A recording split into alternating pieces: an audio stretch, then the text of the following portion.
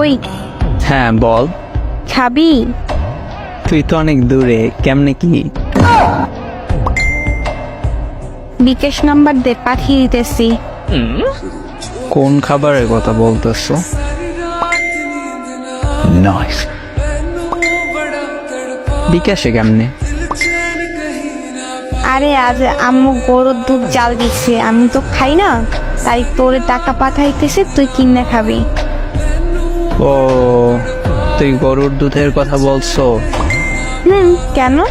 আমি আরো ভাবছি কিছু না। লজ্জা বেটা।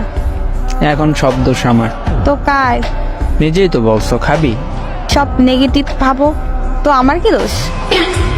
এইভাবে বললে কেউ বুঝবে না গরুর দুধ খাওয়ার জন্য বলছো। সবাই ওইটাই বুঝবে যেটা তুই বুঝছো। ফাজিল।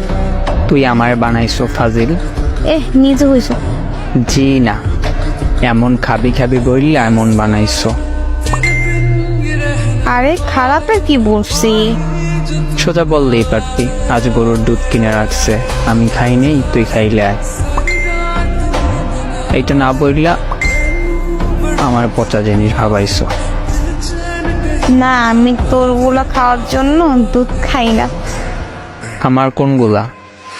ও আচ্ছা, ওইটা পচা জিনিস। দুধ। পাজি মাইয়া।